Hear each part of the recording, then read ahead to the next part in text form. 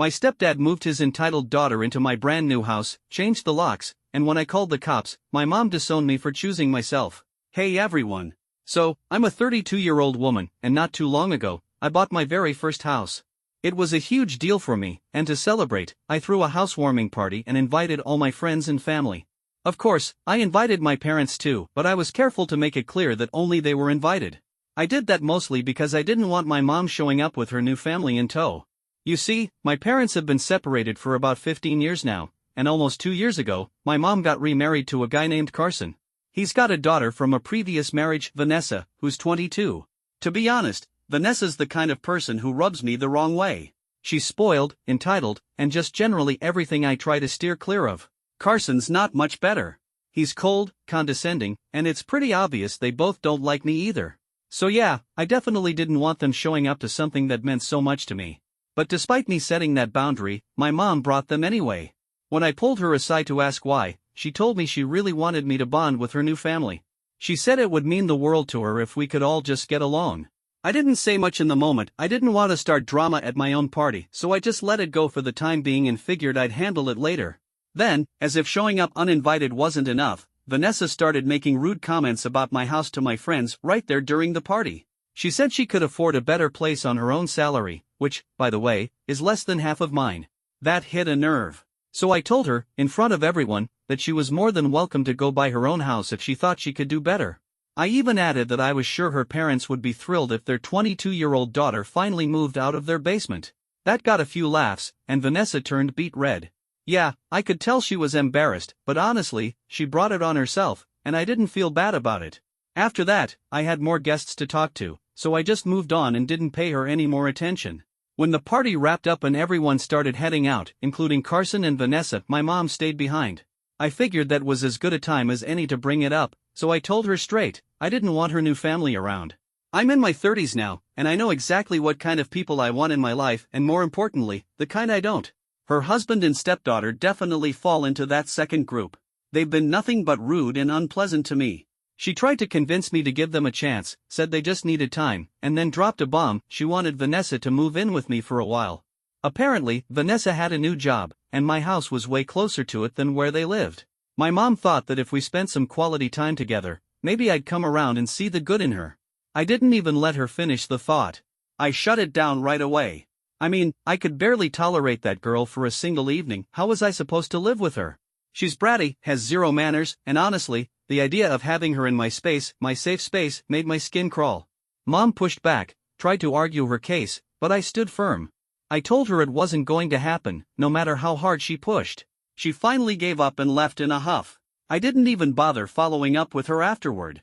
I wasn't about to cave to something so ridiculous.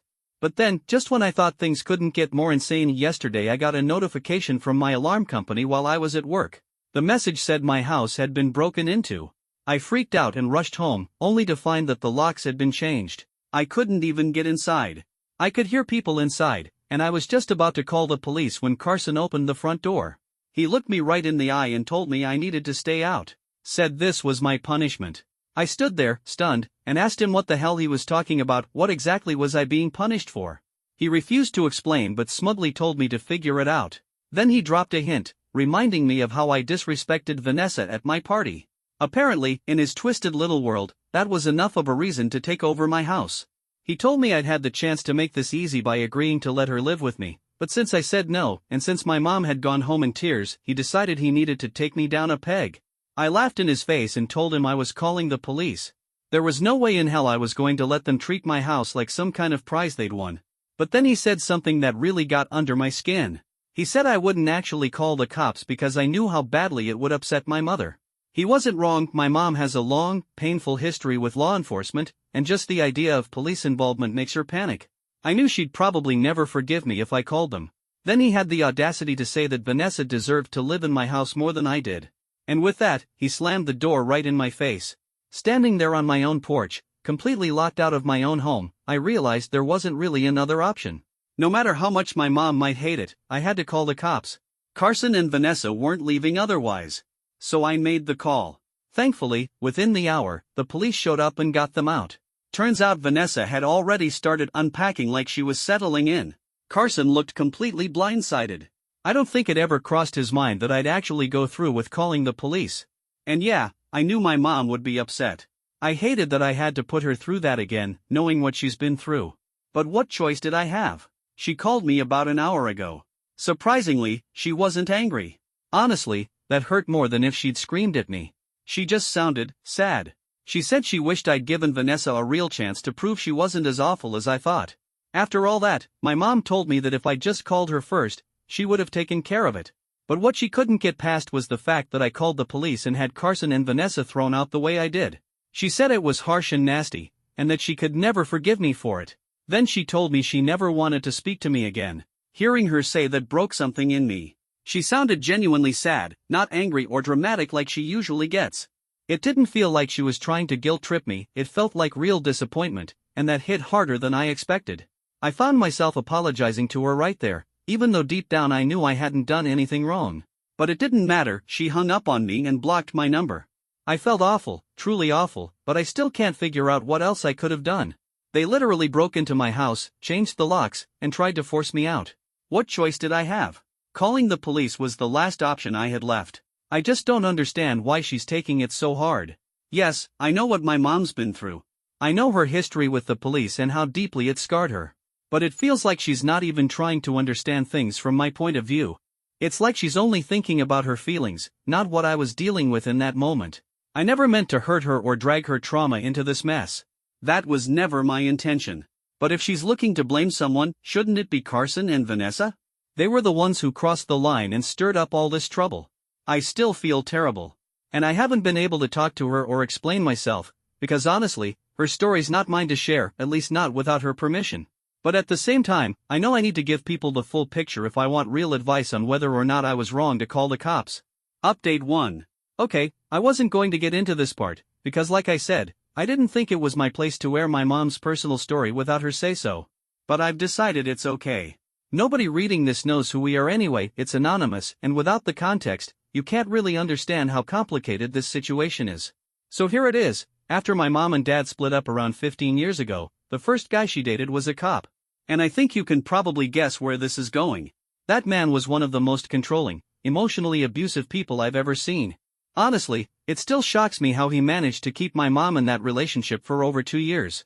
He tore her down constantly, her confidence, her self-worth, everything. He isolated her from nearly everyone in her life, including me. During that time, I saw her maybe once or twice a month, and even then, it felt like she wasn't really there. It was like talking to a shell of the person I used to know. Eventually, he pushed her to stop seeing anyone from her past entirely. He wanted her all to himself, jealous, insecure, petty, the whole package. It was the kind of relationship I wouldn't wish on my worst enemy. And the way it ended was brutal. One night, out of nowhere, he took off with a coworker he'd apparently been seeing behind her back for 8 months. He left her with nothing but a note saying he was done. After that, my mom spiraled into depression. She barely left the house for a year. And somewhere along the way, that experience turned into a deep fear of cops. Not just discomfort, real fear. I remember once she lost her purse and refused to even report it because she didn't want to deal with the police. That's how bad it was. So yeah, I get why she feels betrayed. From her point of view, I crossed the one line she begged me not to. And I understand now why, to her, it wasn't just about Carson and Vanessa being thrown out, it was about how they were thrown out, and what it reminded her of. Still, I can't shake the feeling that maybe Carson and Vanessa knew exactly what they were doing. Like maybe this was the plan all along, to push me to the edge, get me to call the police, and then use that to turn my mother against me for good. I can't prove it, of course, but that's what it feels like. The weird thing is, when the cop showed up, Carson looked stunned. But Vanessa? She barely reacted. It's like she was expecting it. There's nothing I can do about it now. All I can do is wait and hope that maybe, eventually, my mom will come around. And if she doesn't, well, I'll find a way to be okay with that too. I know I tried to keep the peace. I bent over backward. But her new family? They weren't interested in peace. And now it's up to her to decide who she wants to stand with. Update 2. It's been almost 2 weeks now, and my mom and I still haven't spoken since everything went down. I've got a strong feeling that Vanessa's loving every second of this. I don't follow her on social media, but a friend sent me a post she put up the other day. It was a picture of her, Carson, and my mom, all chilling on some beach with sunglasses and drinks. The caption? Just the fam recovering. Recovering? Really? From what, exactly? Because from where I'm standing, I'm the one who went through something traumatic. They were the ones who broke into my home and tried to take it over. But sure, go ahead and act like you're the victims. I ended up talking to my dad about everything, and he actually said he thinks I did the right thing. He asked me what else I could have possibly done in that situation, and I had no answer, because honestly, I did what I had to. Funny thing is, a couple of weeks before the party, my mom had apparently reached out to my dad to ask if he knew of any affordable places near Vanessa's new job. My dad's a real estate agent, but he mostly deals with houses for sale, not rentals. He told her that unless she was looking to buy something, he couldn't really help. She told him she would have bought a place for Vanessa if it were up to her, but Carson didn't want to spend that kind of money on what he called a temporary job. And I mean, I get it. That makes sense. But it still stings. This is the same woman who told me she couldn't help with my college tuition because she wanted me to learn how to be self-sufficient and independent. But now, when it comes to Vanessa, who's not even her biological kid, she's bending over backwards, trying to make life easier for her. The way she treats Vanessa compared to how she treated me growing up, yeah, that part hurts more than I want to admit. What really stung the most was seeing that beach trip photo. My mom always used to say she didn't even like beaches. She said she preferred the hills or being out in the woods if we were going on vacation.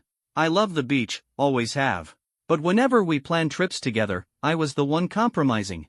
I'd pick the places she liked, because I knew if I didn't, she just wouldn't go at all, and the whole trip would get cancelled. So yeah, seeing her lounging at the beach with Vanessa like it was her favorite thing in the world, that hurt. She was willing to adjust for her, but never for me.